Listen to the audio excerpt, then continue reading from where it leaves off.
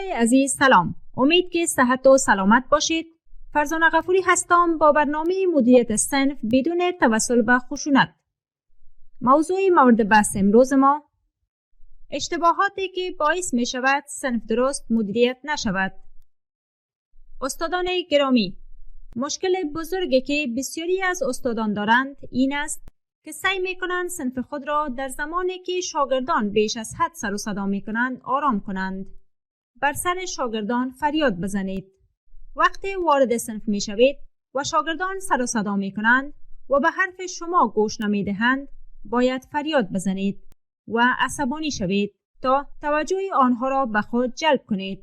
این کار اشتباه بزرگی است، زیرا به محض این که شما انرژی خود را بالا می برید و عصبانی می شوید، در دام آنها افتاده اید و آنها می دانند که شما از نظر ذهنی در نبرد شکست خورده اید. آنها می خواهند ببینند که هر بار تا کجا می توانند شما را عصبانی کنند.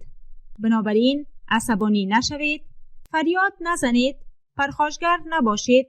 شما این احساسات منفی را در آموزش خود قرار ندهید. با لبخند بر لب به آنها خیره شوید و منتظر بمانید تا آرام شوند. درمان خاموش. برخی از استادان در نهایت خاموش خواهند ماند و می روند و پشت میز خود می نشینند و می گویند تا همه در این صنف آرام نشوند من به شما آموزش نمی دهم. شاگردان سعی می کنند از هرم اجتماعی استفاده کنند تا دوباره صنف را به سکوت وادار کنند. ممکن است یک بار کارساز باشد، اما این یک روشی است که شاگردان دوباره آن را قبول نخواهند کرد. ببینید، بین آرام ماندن و آرام ماندن در انتظار آنها تفاوت وجود دارد.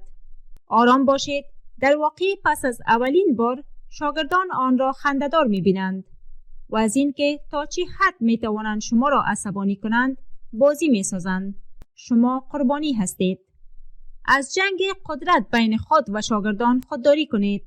شما همیشه کسی هستید که نمی‌خواهید با شاگردان دعوا کنید. آنها را کنترل می‌کنید. بنابراین کل صنف را به خاطر اعمال چند نفر تنبیه نکنید.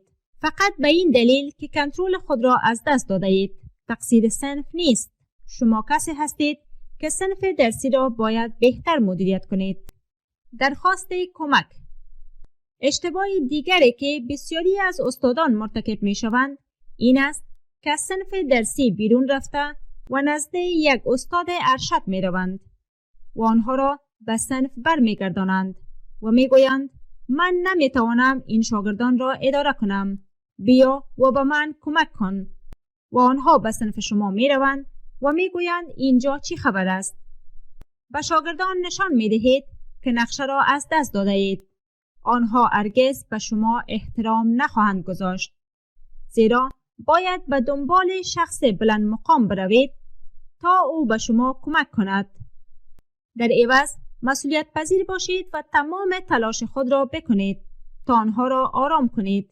و یاد داشته باشید یکی از بهترین راهبردهای مدیریت صنف این است که به شاگردان خود بگویید که آنها متوجه شوند که عمل آنها اشتباه بوده است، اما تحت هیچ شرایط شخصاً به شاگرد عمل نکنید.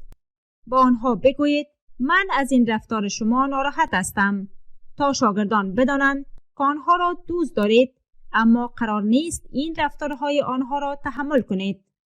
دوستای عزیز، این بود خلاصه از اشتباهاتی که باعث می شود صنف درست مدیریت نشود و اینکه استادان گرامی باید کدام موارد را مد نظر بگیرند تا بتوانند صنف خود را درست مدیریت کنند.